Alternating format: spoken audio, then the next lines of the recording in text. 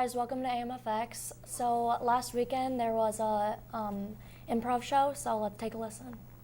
Sophia? Abby? Jake Barnes? Peyton? Improv? Improv! Look at this! The improv team had a great time Saturday night for their first show. They played a series of games bringing up some pretty interesting topics, such as soup, toenails, and a pretty embarrassing first date by Paige and Sully. Along with that, they turned into detectives trying to figure out a mystery through gibberish talk. Turns out Jake Barnes murdered someone with a wet noodle at Culver's this weekend. Thank you for everyone who came out and participated. Make sure to make it out there next time. All right, let's send it over to news. What's up, guys? Welcome to news. We got some announcements for you. The Environmental Club will be meeting this Tuesday, October 4th in Mr. Scolin's room, room 231, right after school. Make sure to make it out and bring a friend. Many Michigan colleges and universities waive college application fees during the month of October or a period of time during the month of October, and some colleges have no application fee at all. The list is updated and available outside of the counseling office. Attention junior and senior Powder Puff participants. There will be a mandatory coaches and captains meeting on Monday, October 3rd in room 141, Mr. Brad Anderson's room. The first club meeting will be held today at 3:15. The activities for today are lawn games. There will be a cornhole tournament behind the stadium.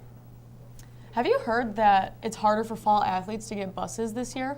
I actually haven't. Well, if you haven't either, we have a story on that. Some might say the British are coming. Some might say the buses are coming, but not for the athletes. We have a story on that. Have you noticed any issues with busing during your fall season?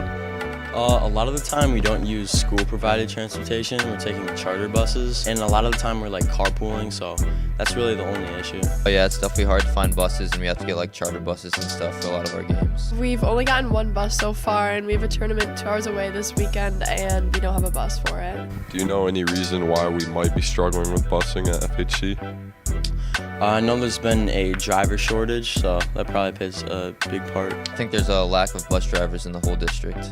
Unfortunately, we have a shortage of bus drivers, so they're working on that, and there has been an increase in the number of drivers, but just not enough yet to cover extracurriculars after school. How big of an inconvenience is it for your team?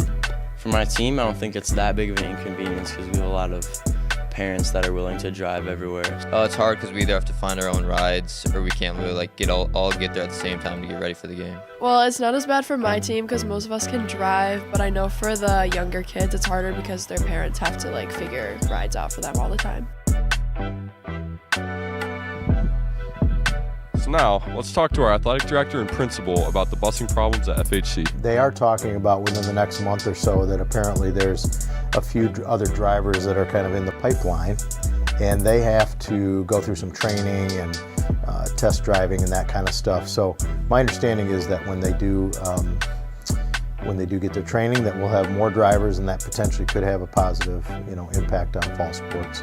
Wow, that story was insightful. Now, I know about busing, these guys know about busing, and now you know about busing. What's going on, guys?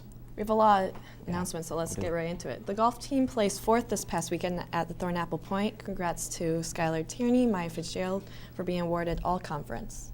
All right, the Rangers volleyball team went 2-1 this past weekend, beating Hudsonville and Unity Christian.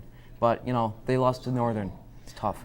The boys cross-country team came third place, and the girls cross-country team placed 6th this past weekend at the Shepherd Blue Jay Invite. Good job, guys.